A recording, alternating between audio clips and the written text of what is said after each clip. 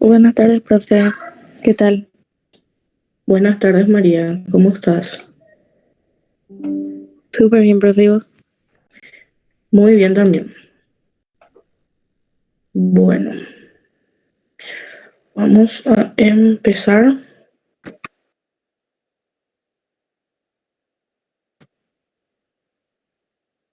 Se ve mi PowerPoint, ¿verdad?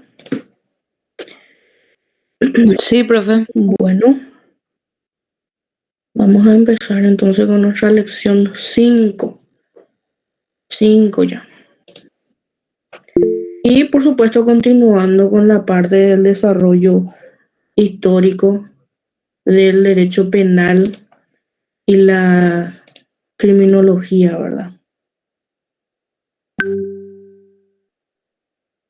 A lo largo, ¿verdad?, de las lecciones anteriores vimos cómo la religión, la fantasía, el temor del ser humano y la astucia del poder para perseguir sin pruebas,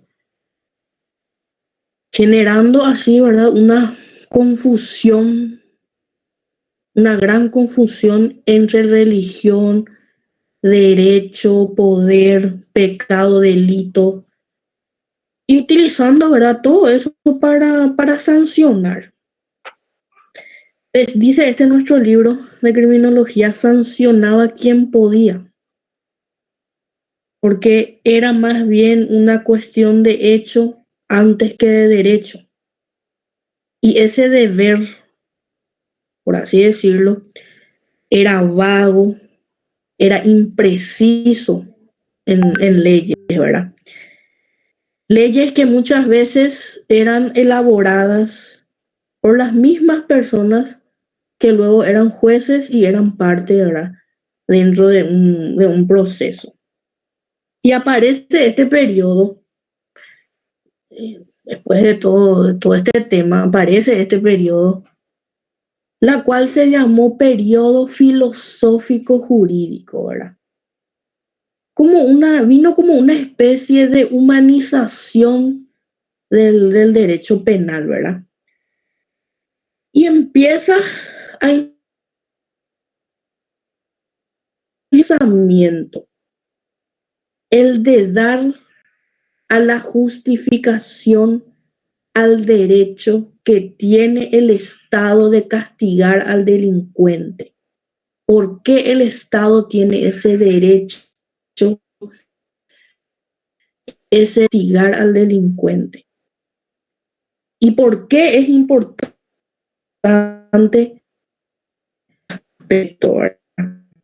y entender por qué el Estado se encarga de castigar al delincuente? Primero,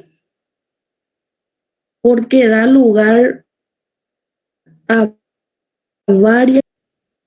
¿Y qué hace el derecho? Recoge esas opiniones, esas doctrinas. ¿Para qué? Para estructurarlo y de esa forma darle una forma definitiva, ¿verdad? ¿Y por qué es la sociedad el que dirige la contra? El derecho de castigar, que es nuestra idea principal en esta lección 5, se manifiesta a través de una larga evolución que fue tema central de grandes filósofos y juristas de todos los tiempos, ¿verdad? Para explicar de esa forma la fundamentación de estos derechos. El ius puniendi. En la antigüedad el ius puniendi era una facultad personal del monarca, ¿verdad? Porque por ser personal,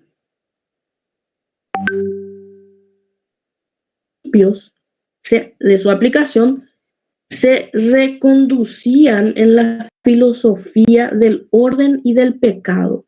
La monarquía utilizaba la ley como uno de los más importantes instrumentos de imposición de su autoridad. y al mismo tiempo era como una maquinaria protectora también del orden social establecido en ese entonces. En ese entonces, la pena, ya habíamos dicho, que se concebía como la expiación de un pecado, ¿verdad? Castigo divino, ¿verdad? Lo que hacía muchas veces que esa práctica y toda esa justificación concluyera en la arbitrariedad absoluta de la justicia penal en ese entonces. Pero, como les digo, aparece este nuevo periodo filosófico jurídico en donde ya nos encontramos con diversas opiniones y doctrinas, como dice nuestro PowerPoint, que el derecho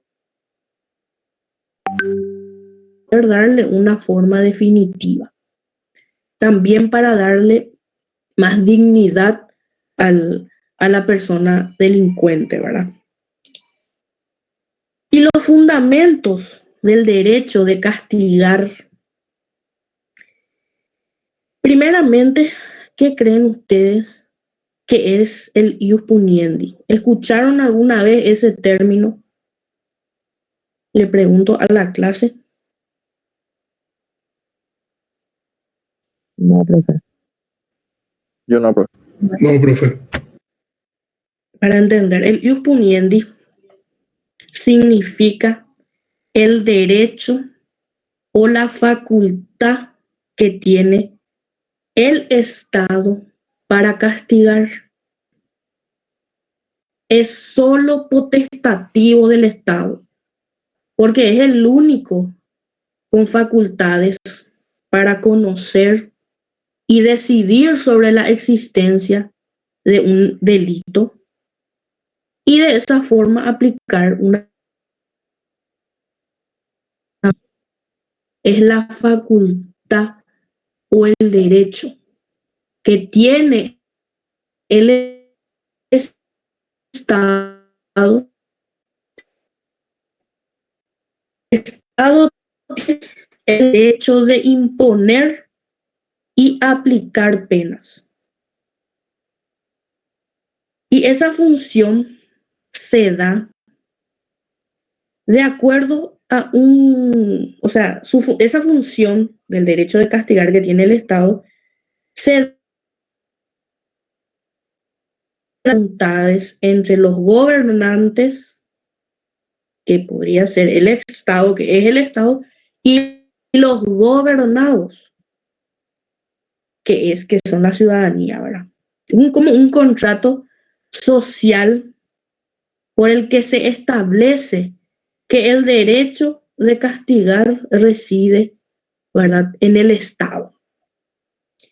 Y esto se debe a la evolución, ¿verdad?, que tuvieron las ideas penales desde la etapa de la venganza hasta nuestros días, ¿verdad? La idea de que sea el Estado quien goce de ese derecho debe ofrecer a los gobernados, a los ciudadanos, la tranquilidad y la seguridad de que un verdadero Estado de Derecho, quien resulte presumiblemente responsable de un delito, sea con todos los derechos que la ley le concede para poder defenderse de la imputación y que se acredite su culpabilidad partiendo de un principio muy importante que es el principio de inocencia. Reconocida ya entonces la legitimidad que tiene el Estado, ya entendemos esta parte, que es el Estado el que debe de ejercer la justicia. En la antigua media habíamos visto que este problema era casi prácticamente desconocido, ¿verdad? Ya vimos que algunos filósofos griegos plantearon el asunto doctrinariamente, Vimos como Pitágoras, Platón y Aristóteles hablaron al respecto, pero nadie aplicó jamás dichas doctrinas en forma práctica, ¿verdad? Recién en este periodo se sentaron, por así decirlo, a el derecho que tiene el Estado de castigar. Vimos durante ese periodo que los reyes prácticamente ejercían un poder casi absoluto, totalmente tirano, ¿verdad?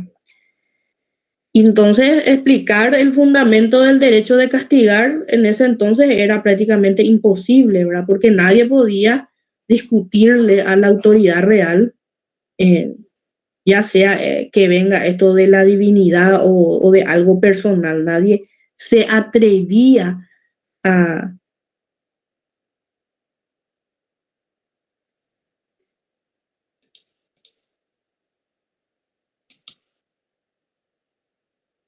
Continuando, ¿verdad? Con los fundamentos, nos encontramos con las atribuciones que tiene el Estado. Y existen teorías que nos explican estas atribuciones, ¿verdad? Algunos tratadistas dividen la teoría del derecho de castigar en tres, pero hoy vamos a estudiar tres teorías que nos van a explicar las atribuciones que tiene el Estado de castigar, ¿verdad? Y son estas teorías: la absoluta, la relativa y la ecléctica. La absoluta, la relativa y la ecléctica. Esas son las teorías sobre el derecho de castigar o las atribuciones, ¿verdad?, que tiene el Estado para castigar. Pero como paréntesis, vamos a tener esto acá. Pidió, antes que nada, hablar sobre los enciclopedistas. No sé si en algún momento habrán escuchado algo al respecto, pero ya que nuestro programa nos pide, y aparte de que es como un antecedente importante a este periodo, porque fueron filósofos que le inspiraron enciclopedistas. Se les llamaba a los filósofos franceses que colaboraron en la creación de la enciclopedia. Ya en el siglo XVIII fue. Ante esta oportunidad, estos pensadores coincidieron la idea de redactar una obra cuyo principal objetivo las ideas. Ese era el objetivo, la difusión de las nuevas ideas. La enciclopedia, esta enciclopedia que ellos llamaron, fue el más efectivo instrumento de propagación filosófica bajo la apariencia de imparcialidad. Estas nuevas ideas proclamadas por los enciclopedistas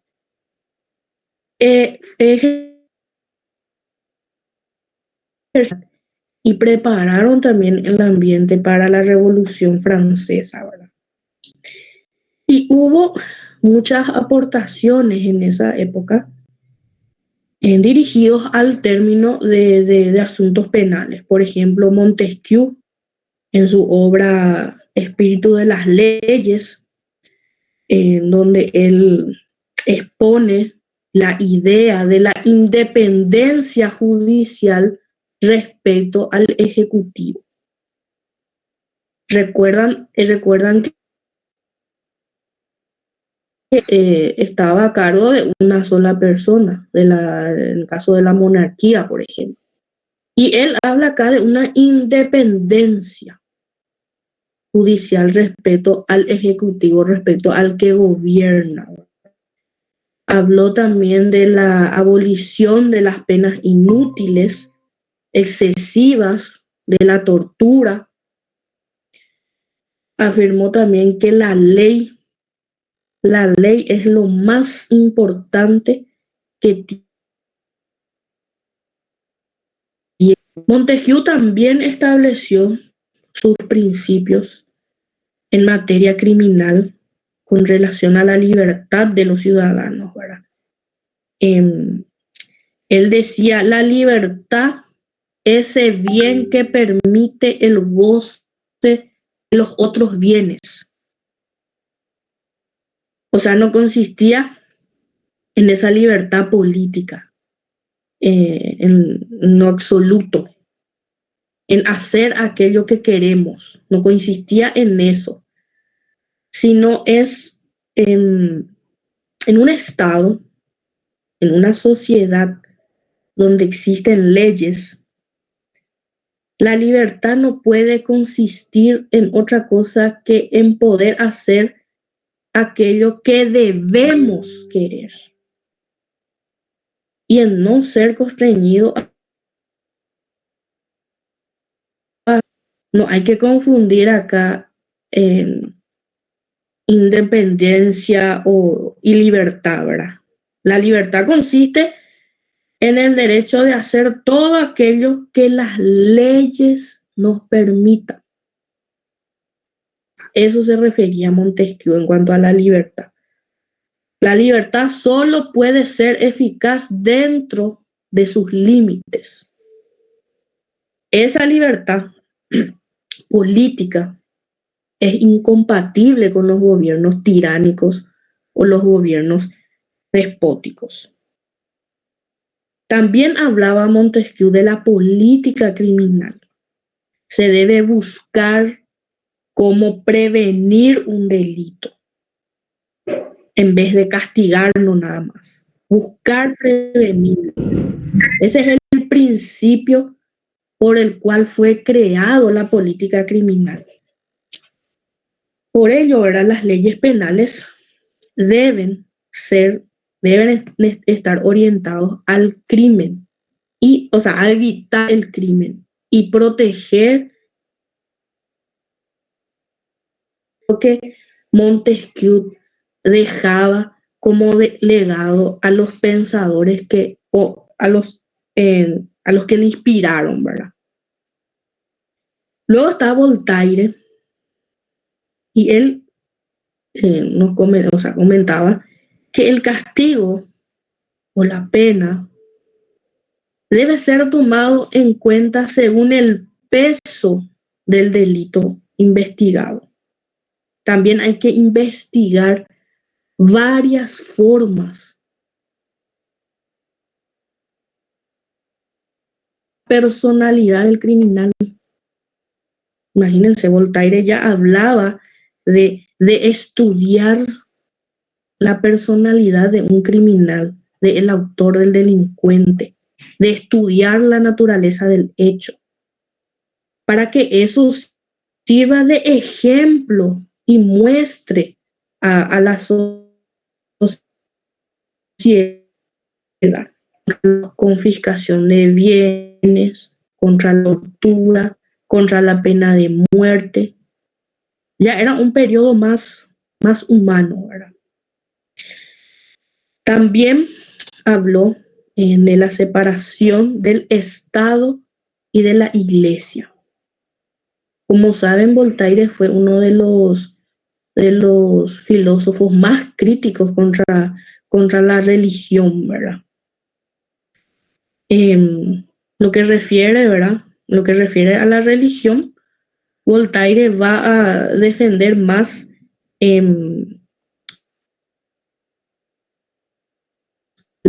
por la persona, por el individuo, y no un Estado, no tener esa idea de un Estado teocrático, ¿verdad? Y luego aparece Rousseau con su discurso sobre el origen y el fundamento de las desigualdades de los hombres. Y en 1762 él publica una obra muy importante que se llama El Contrato Social. Esta obra explica que el hombre nace siendo bueno por naturaleza, pero con el paso y las cosas que le pasan,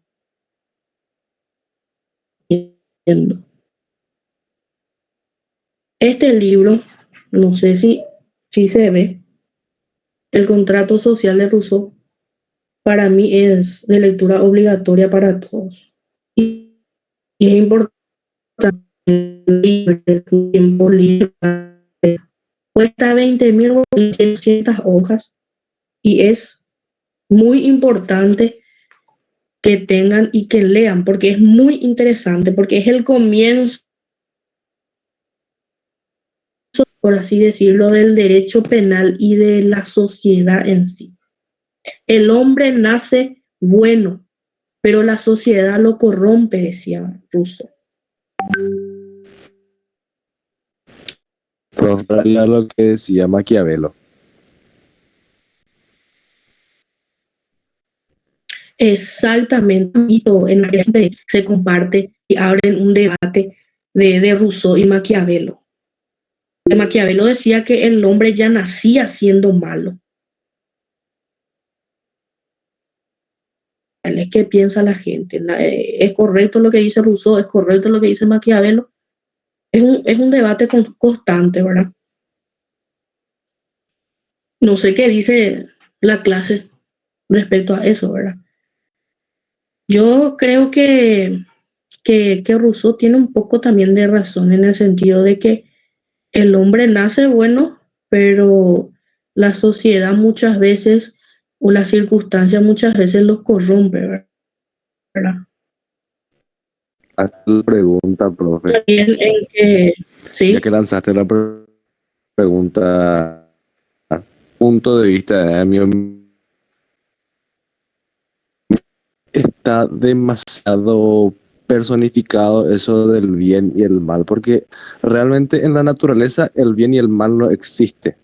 Entonces yo creo que ningún ser puede nacer siendo bueno o malo. Ya es decisión propia, porque normalmente vemos que los animales se comen, se matan entre ellos y no por eso uno termina siendo villano, otro sea héroe. Ese tipo de actos así pequeños, aislados, yo podría categorizar de que en la naturaleza no existe el bien y el mal. Por lo tanto, nosotros nomás somos los que le damos un sentido a todo.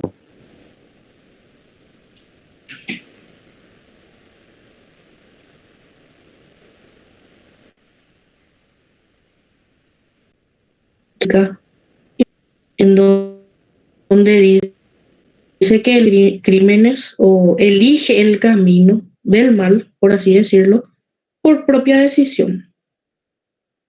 Es muy bueno, muy buen comentario. Eso mañana vamos a profundizar más, ¿verdad? Pero sí se crea un grande en las redes sociales respecto a esta frase y a lo que dice Maquiavelo, ¿verdad? Pero como yo les digo, es importante también la enseñanza que nos deja Rousseau. No hay que dejar de lado lo que él se pregunta qué se debería de hacer para mantenerle al hombre en ese estado. O sea, que sea un ser bueno. ¿Y qué respondía Rousseau? Hay que educarlo. Y no está muy lejos también de la realidad, ¿verdad? Hay que desarrollar el estado natural del hombre. Y eso es lo que Rousseau nos enseña, ¿verdad? Entonces yo les invito también a que lean un poco este libro, es muy importante, porque él, más bien eso es lo que plantea. El hombre nace bueno, pero la sociedad lo corrompe. hombre en ese estado, en que sea un ser bueno, hay que educarlo, decía él. Y muy lejos de la realidad, nuestra realidad no está. Hay que empezar a enseñarle al hombre la vida, decía él. Él decía la naturaleza. O sea, hay que enseñarle al hombre la vida. Y luego más tarde, a los 15 años promedio, porque lo ponía de edad, se le podría introducir al mundo. Primero era necesario que conozca la vida para luego hablarles de ello, ¿verdad? La idea de Rousseau era poner al niño en contacto directo con la vida, con la naturaleza, antes de llevarlo a concebir ideas acerca de la vida y de la naturaleza. Propone que los hombres sean lo que les impone ser. Es muy, muy interesante el aporte de Rousseau en su libro El contrato social, en donde también habla de otra cosa muy importante, que es para mí el fundamento, ese derecho de castigarle al delincuente. Él hablaba de un contrato social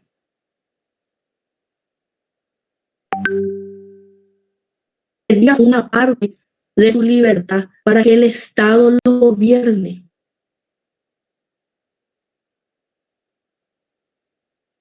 Volvería su libertad y sus derechos a través de normas que los el poder dar. De esta forma es que a través del contrato social es que permite que los hombres depender de esa vez le otorga un poder a un Estado que se encarga de proteger los derechos de los ciudadanos. El único fin, dice él acá, el bien común. Y eso es importantísimo. De acá empezó esas ideas, ¿verdad? Entonces es importante también que si tienen algún rato libre, se compren este libro y lean. Bueno, acá le tenemos a Montesquieu, a Voltaire y a Rousseau. Es muy importante porque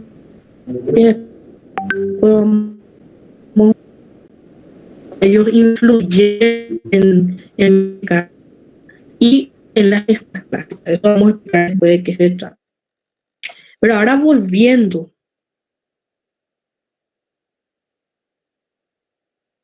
a teorías, habíamos dicho que el Estado tenía atribuciones, ¿verdad? Pero esas atribuciones están explicadas en 3 teorías, dijimos, en la absoluta, la relativa y la ecléctica. Y ahora vamos a explicar cada una de ellas, ¿verdad?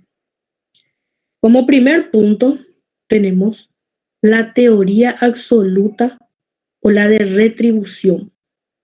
Si ya les suena más o menos, ya van a entender de qué trata. Esta teoría tiene como antecedente inmediato la moral. Recuerdan que partía del principio de que la naturaleza es una armonía y el que rompe esa armonía debe sufrir una pena. ¿Para qué? Para restablecer la orden. O sea, quería decir el sufrimiento. El que comete un delito debe de recibir un castigo, ser pasible de un sufrimiento. de la escuela de pitagórica, ¿verdad? No sé si recuerdan. Para esta teoría, conocida también como la teoría expiatoria, tiene como fundamento el derecho de reprimir, que consiste solamente en aplicar un castigo, en aplicar un sufrimiento al delincuente por el delito cometido. No le interesa prevenir, solo reprimir. La pena, según esta teoría, es una retribución al mal del delito. La justicia, en consecuencia, consiste en la imposición de un mal por el mal del delito.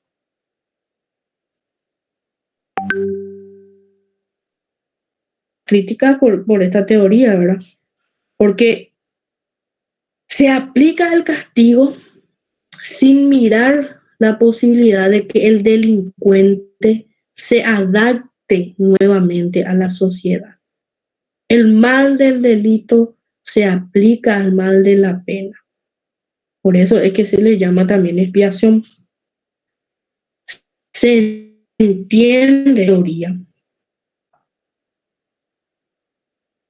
La retribución del mal, el sufrimiento. No le interesa mirarle al delincuente para que vuelva en la sociedad.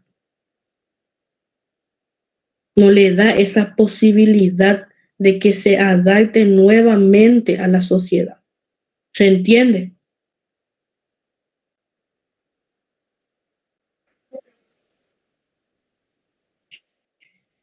Sí, profe. Comete un delito, debe recibir un castigo Sí, y ser profe. pasible de un sufrimiento. Esto ya habíamos dado cuando estuvimos leyendo la doctrina de Pitágoras. Entonces, en esto consiste la teoría absoluta.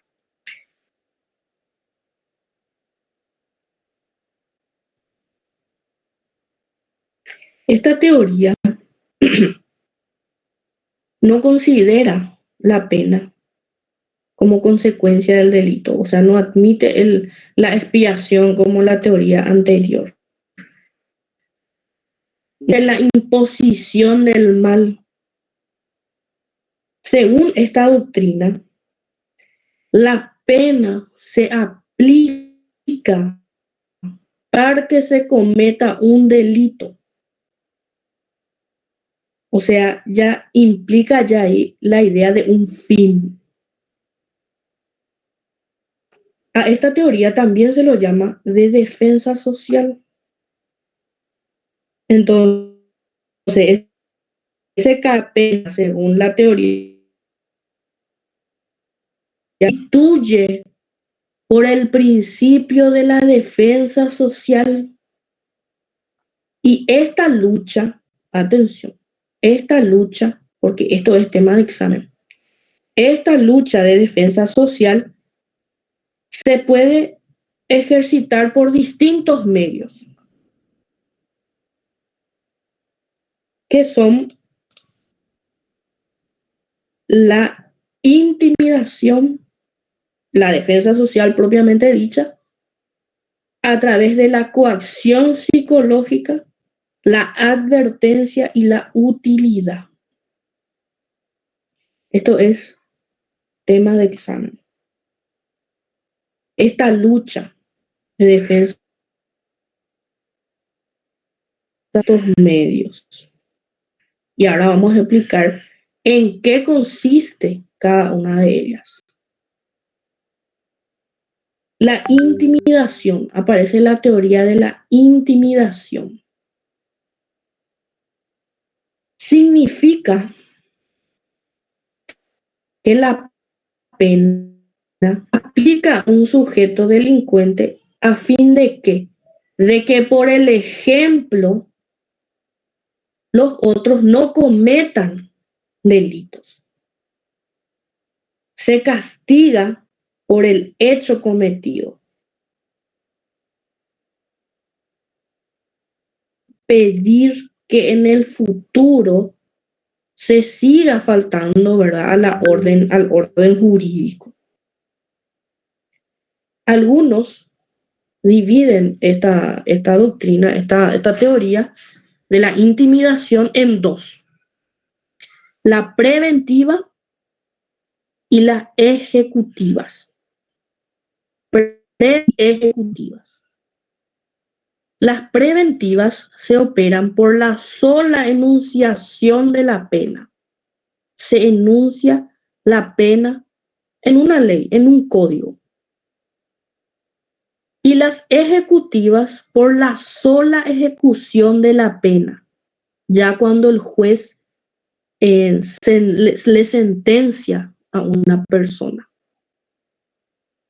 Para esta doctrina, entonces, repito, le toma al criminal como un instrumento para la su objetivo, el objetivo de la pena, según esta teoría, es la intimidación, intimidarte, ya sea enunciándote a una pena o a través de una sentencia dictada por un juez. Se asusta la persona para que ningún individuo vuelva a cometer un delito. ¿Se entiende? Eso es tema de ya les estoy tirando ahí los tips. Tienen que anotar, voy a ir diciendo siempre así. Y les va a ayudar muchísimo. Luego está la teoría de la defensa social. Y fue el italiano Romanozzi, en su obra El Tratado del Génesis del Derecho Penal, donde él denomina defensa social. Y considera que la justicia penal tiene por objeto prevenir y no reprimir. Acá la pena se justifica por la necesidad que tiene la sociedad contra las que le amenazan, contra los que cometen delitos. Por ejemplo, en lo que respecta a la impunidad. La impunidad trae caos en la sociedad. El castigo, ¿verdad? Esa falta, o sea, es la falta de castigo. Puede ser también la libertad de un delincuente, donde no se logra ninguna pena, ¿verdad? En eso consiste la impunidad. ¿Se entiende este tema de la defensa social? Yo les voy a ir resumiendo porque para que se entienda. Tiene por objeto prevenir, la pena se justifica por la necesidad que tiene el Estado de defenderse. ¿Se entiende?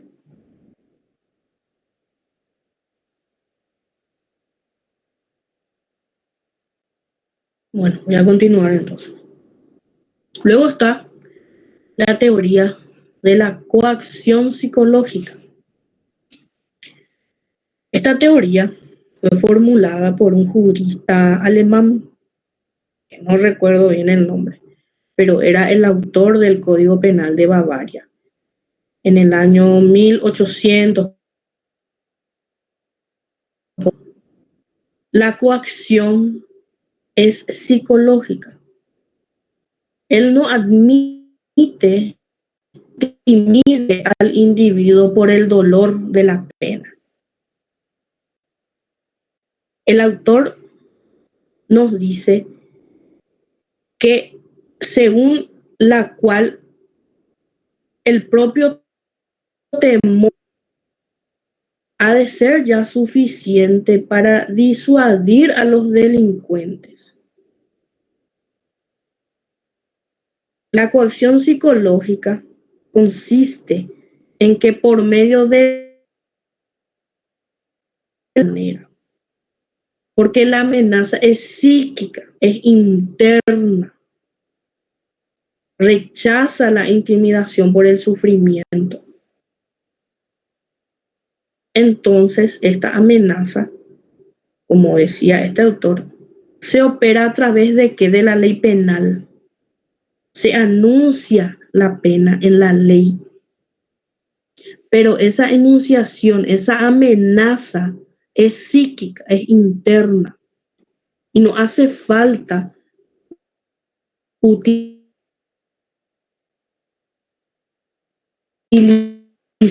a una persona de que no cometa esos delitos.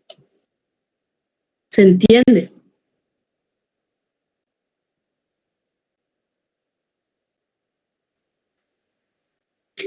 Luego está la teoría de la advertencia.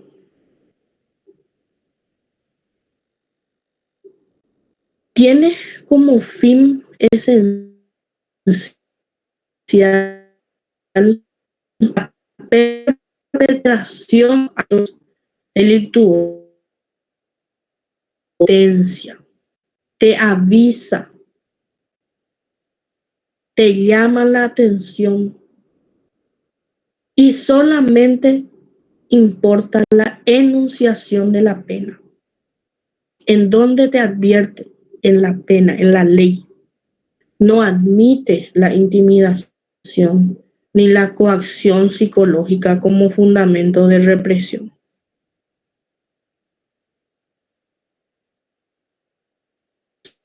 Solamente te avisa, te llama la atención para que ¿se entiende?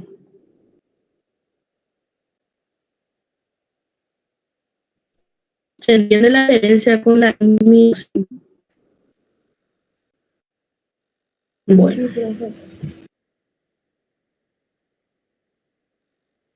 de la utilidad. Y fue que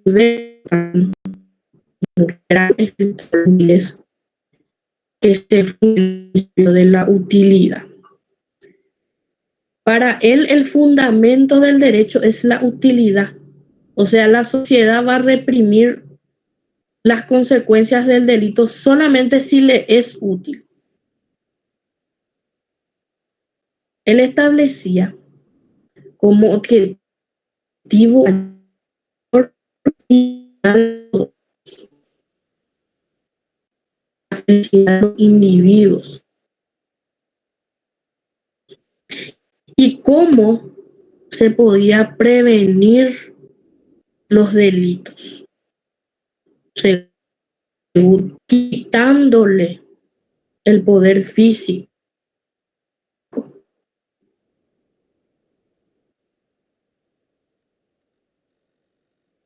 Cometer delitos se lo tenía que aislar. También otra forma, según Jeremías, de prevenir el delito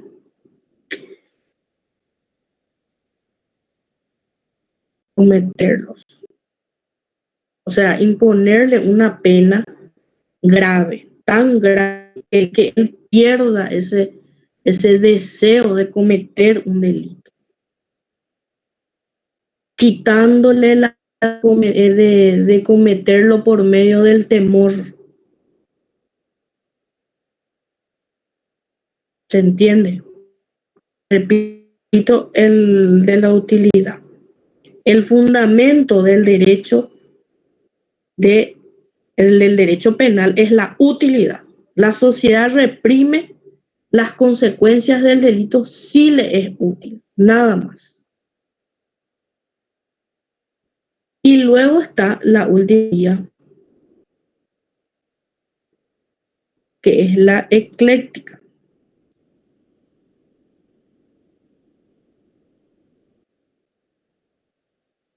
Esta teoría es muy sencilla porque es una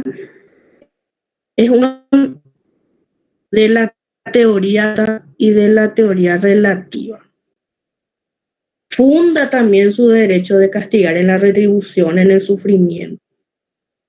Pero esta debe ser limitada a la social.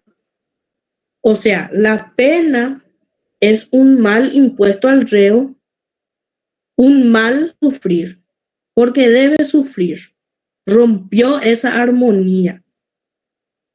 Pero esta debe ser limitada a la defensa social, porque la pena se aplica no solamente para que sufra, sino para evitar que se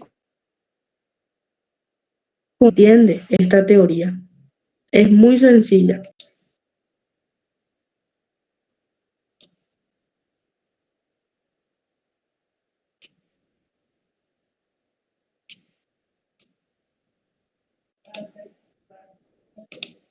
¿Se entendió esta lección?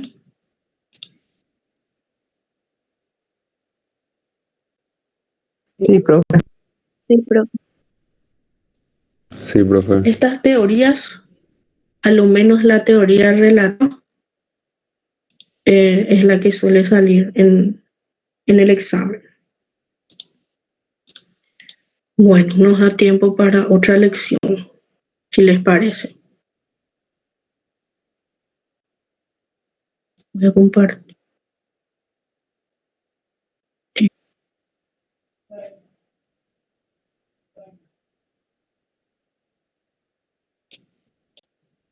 La lección 6.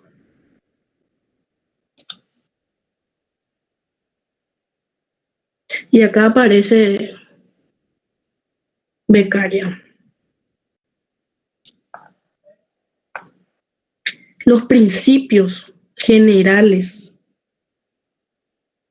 que forman acerca de la escuela penal clásica, y quiero que presten mucha atención a partir de acá, porque vamos a tocar lo que serían las distintas escuelas penales, ¿verdad? Que, por ejemplo, es una, ¿qué se entiende por escuela, ¿verdad? Nuestra lección sería de muchas teorías para construir una doctrina, ¿verdad? Conjunto de doctrinas, cada una, ¿verdad? Ellas ordenadas bajo un sistema, bajo un método que abarcan un contenido distinto que habla sobre el delito, sobre el delincuente, sobre el fin de la pena. Entonces, es importante que empiecen a prestar atención, porque suele ser en el examen. Se empieza a estudiar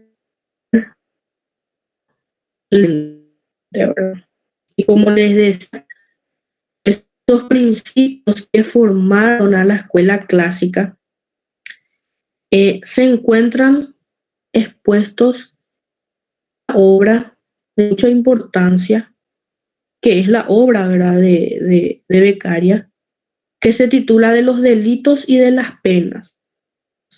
Esta obra, de los delitos y las penas, puede considerarse como el origen de la escuela clásica.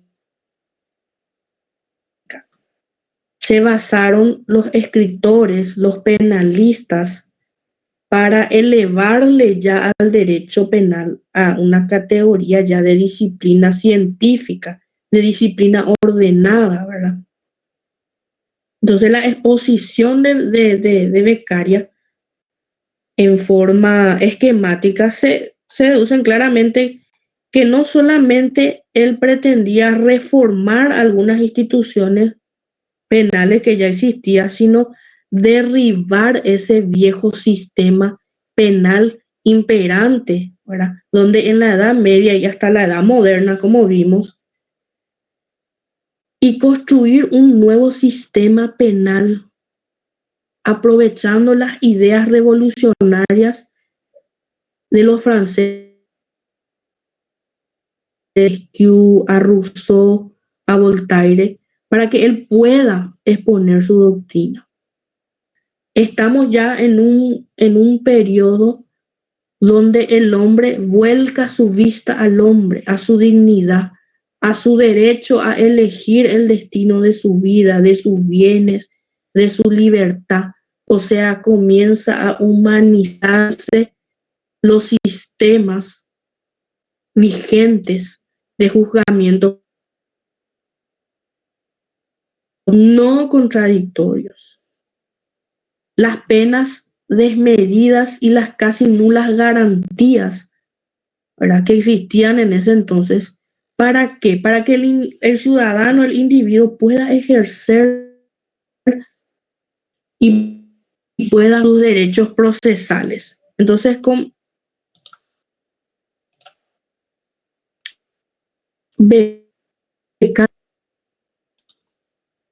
este libro de los delitos y de las penas, no estoy segura, pero al terminar voy a verificar y si no, voy a alzar. Muy importante también que lean en sus tiempos los postulados de Beccaria. Bueno, la obra de Beccaria, de los delitos y de las penas, más que una exposición jurídica, constituye una bandera de ese entonces. Observamos la arbitrariedad que reinaba, la absoluta falta de garantía del acusado.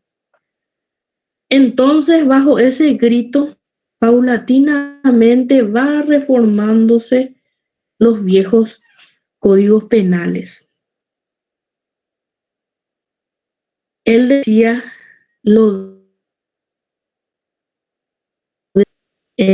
ellos desarrollaron en mi espíritu los sentimientos de la humanidad. Y él se hacía muchas preguntas. ¿Cuál es el origen de las penas? ¿Y sobre qué está fundado el derecho de castigar? ¿Cuáles pueden ser los que convengan? ¿Es la pena de muerte verdaderamente útil, necesaria, indispensable para la seguridad, para el buen orden de la sociedad? ¿Son justos los tormentos, las torturas? Él se hacía esos tipos de preguntas. En primer lugar, uno de los postulados de Beccaria era la idea de la necesidad. Nada en esa obra de los delitos y de las penas. Toda pena no se deriva de la propia necesidad. O sea, toda pena que no se deriva de la propia necesidad de la sociedad es tiránica. O todo acto de autoridad de hombre a hombre que no se derive de la absoluta necesidad es tiránico. Por ese razonamiento, entre las filas de los llamados utilitaristas. ¿Recuerdan la teoría de la utilidad? Eran los defensores de la prevención frente a los retribucionistas ya en el ámbito de la ciencia penal.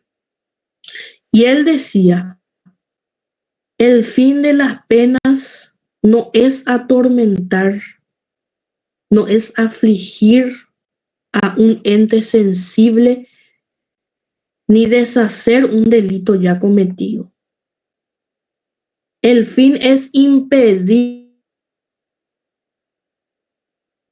causar nuevos daños a sus ciudadanos y retraer a los demás de la comisión de otros iguales. Imagínense en esa época. Él tenía esa idea de la prevención. El fin utilitarista y preventivo del derecho a castigar tiene como consecuencia, decía, la moderación o dulzura de las penas. No es la crueldad de las penas uno de los más grandes, sino la infabilidad de las mismas. En otras palabras, la inútil prodigalidad de los suplicios o las atrocidades de determinadas penas, en opinión de Beccaria, nunca habían conseguido hacer mejores a los hombres. ¿Se entiende? Y él apela eso a la historia como testigo indiscutible de que no servía para nada, no le hacía mejor a una persona.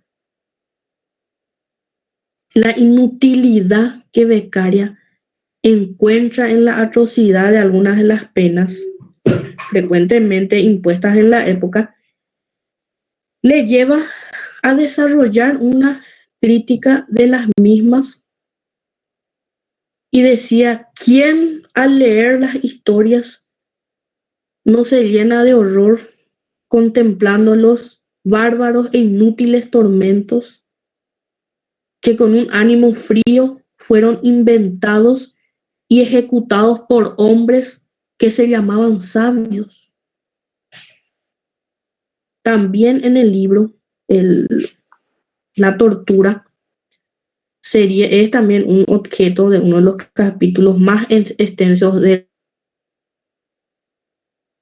inclusive. Él definía la tortura como una crueldad consagrada por el uso entre la mayor parte de las naciones. Entre eso podemos rescatar, ¿verdad?, algunos de los postulados de Beccaria, ¿verdad? Él también decía otra cosa muy importante sobre la interpretación de la ley. Él decía que el legislador y no al juez, porque ello supondría un dique roto al torrente de opiniones. La aplicación de la ley sería esclava entonces a la lógica de cada juez, de sus creencias, de sus flaquezas. Por eso no correspondía al juez a interpretar la ley, más bien aplicar la sanción, aplicar el castigo que ya estaba prefijado en la norma, ¿verdad? Y aplicar penas a su capricho. Entonces, las ideas de Beccaria fueron muy importantes en el periodo, ¿verdad?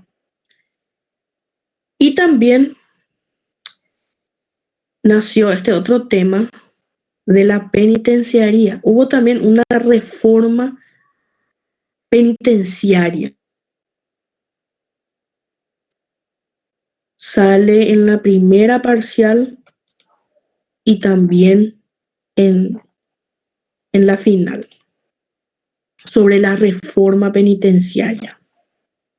Todo este auge de Beccaria, después del auge de Beccaria, ya apareció este personaje, John Howard, de 48 años, ¿verdad? Él era alguacil en Inglaterra. ¿Y qué él hacía? Empezó a visitar las cárceles. Y él ahí quedó prácticamente horrorizado por las condiciones que ahí privaban y por el sistema, ¿verdad?, de aportación de cuotas de los prisioneros como pago de salarios a los carceleros. Entonces, gracias a una ley del Parlamento, se pudo corregir esa situación de horror que se vivía dentro de las cárceles. A partir de entonces y hasta su muerte, él se dedicó a visitar y a hacer diagnósticos del estado en que se encontraban las cárceles y los reclusorios en Inglaterra. Y él introdujo una serie de reformas muy importantes y luchó por conseguir un trato humanitario y digno para los presos. Y por todo eso, un ilustre precursor entre los defensores de los derechos humanos, ¿verdad? Es un reformador en el campo de la criminología y en el de la salud pública, en donde además dedicó parte de su vida a la inspección y detallada descripción de los leprosos, de los enfermos, ¿verdad? De las personas que contraían enfermedades infecciosas, ¿verdad? Dentro de las cárceles. Gozó él de una vida, en vida de un amplio reconocimiento entre sus contemporáneos. Actualmente su nombre figura y sociedades, ¿verdad?, que se dedican a promover reformas penitenciarias, ¿verdad? Entonces él, después de recorrer las cárceles, ¿él qué es lo que hace? Él presenta un informe de las prisiones, ¿verdad? Un informe o un libro, una obra que él llamó La Geografía del Dolor, en el cual él muestra la crueldad y la deshumanización del reo que vivía en ese entonces, ¿verdad? Él decía, imagínense, en esa época, una idea reformadora, que las cárceles no corrigen, más bien al contrario, es un lugar de contagio criminal. El solo hecho de estar ahí ya es una tortura. Y lo que él decía era que había... Esa es la idea principal de las reformas de Howard, ¿verdad? Y él establecía las siguientes reformas. Se debe establecer un adecuado régimen de alimentación y de higiene, una disciplina constante. Se le tenía que separar al recluso por sexo, por edad, ya que en ese tiempo las mujeres, los niños y los hombres compartían la misma. También él hablaba de la educación, también de una educación religiosa para los internos, para que rectifiquen su conducta. También hablaba de que tenían que trabajar. Entonces esas ideas empezaron a aparecer en personaje. Y lo que siempre sale en el examen es este sistema que él planteó, que él creó, que él llamó el sistema celular. ¿Y en qué consistía este sistema celular? Consistía en que los condenados, los delincuentes, los criminales, debían de estar separados de noche en sus celdas y de día tenían que trabajar en común. De noche, separados en sus celdas. Eso consistía ese famoso sistema celular. ¿Se entiende hasta aquí? Esto es tema de examen. Sí, profe. Bueno. Y luego aparece, estos son los principios que ya les había explicado. Sí, profe. Se opone firmemente a la aplicación de torturas, alimentación, trabajo, disciplina. O sea que en este caso es totalmente lo que hoy se aplica, es lo contrario de lo que hoy se aplica en nuestras cárceles, ¿verdad? Y es lo que se debería de aplicar. O sea que, En ese entonces fue una reforma, pero mucho no o sea que el modelo más cambió. aplicado que le podemos dar como ejemplo son entonces las cárceles de Noruega, ¿verdad? Que básicamente sus fundamentos es como decir lo que más o menos la utopía del sistema penitenciario allá. Ellos Así, básicamente buscan cuando se infringe una ley, sino están basados en la reforma del sujeto dentro de la sociedad. y mira que nuestra Constitución también dice eso. La diferencia es la aplicación en este caso, ¿verdad? La diferencia es la aplicación. La diferencia es que en nuestro país no se aplica eso. Gracias. No más preguntas. Vamos a tener una lección más adelante en donde vamos a dar sobre las penitenciarías en nuestro país. Y ahí vamos a debatir y analizar en qué situación, ¿verdad?, se encuentran nuestras cárceles. Luego aparece otro también reformador, que es Jeremías Bentham, que ya habíamos hablado de él en la lección anterior.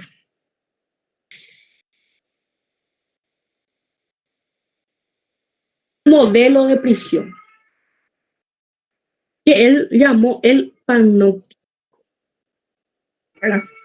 Su nombre viene del verbo verlo todo. Eso significa panóptico, verlo todo. Y como el nombre luego indica, ¿verdad?, se basa en una construcción circular que por su cara es de forma que, o sea, se coloca una torre de vigilancia en medio de las celdas. Y de esa forma se puede vigilar a todos los presos a la vez, ¿verdad?, con un mínimo consumo económico y personal, decía él. La peculiaridad de este sistema consiste entonces que la torre de guardia estaría tapada con luces, ¿verdad?, de forma de que en el interior se vea, o sea, se vería, o sea, no se podía ver quién estaba adentro de la torre, pero el que estaba dentro de la torre podía verle a los presos, podía vigilarle a la vez a todos. El planteamiento parece básico. De hecho, se aplicó en muchas prisiones posteriores, como la cárcel Modelo de Madrid. Creo que también hubo en Buenos Aires, en Perú, en Cuba. El problema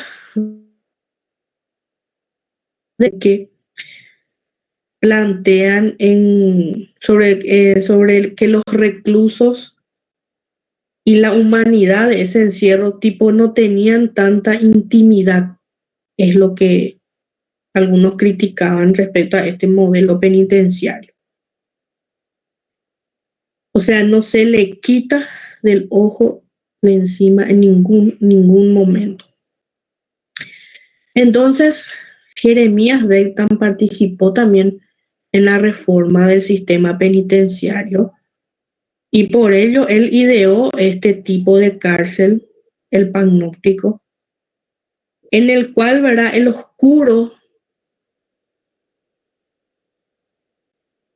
en esa época era sustituido por celdas ya de paredes en función de un determinado ideal, o sea, era más económica la vigilancia. Entonces, su reforma más bien fue de un modelo de prisión, el panóptico, que también suele salir en el examen. Y como vemos acá en la foto, creo que hay una foto donde se puede ver mejor. En esto consistía el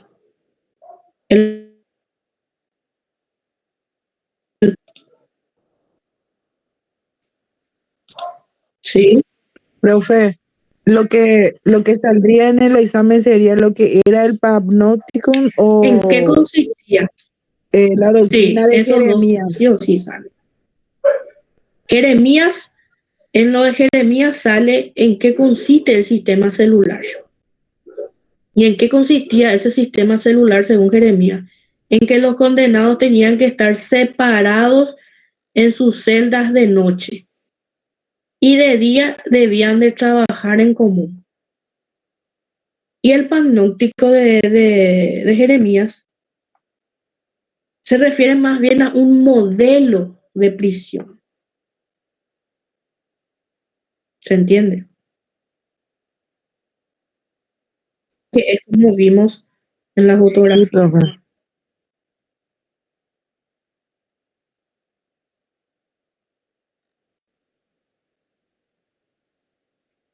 Terminamos la lección 5 y 6. ¿Alguna consulta, alguna duda hasta aquí?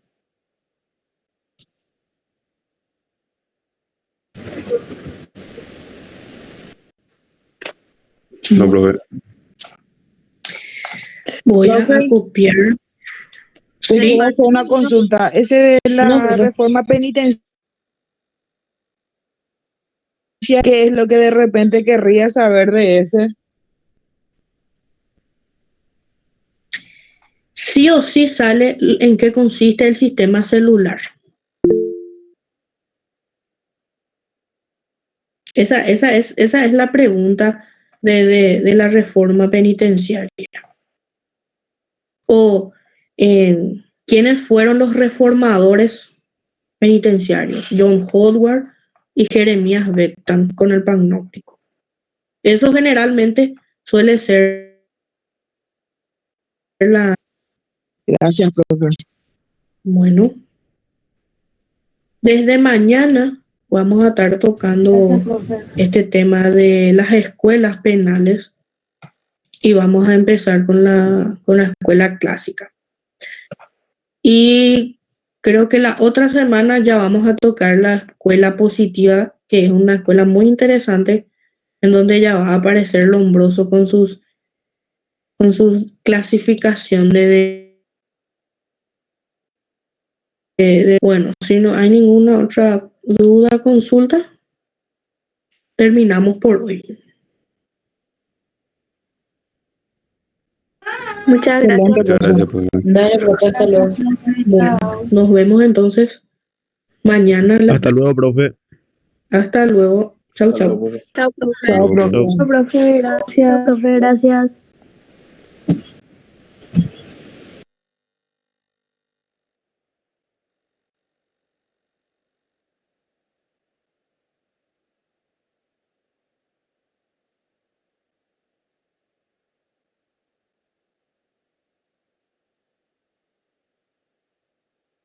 Hasta luego, profesora. Muchas gracias.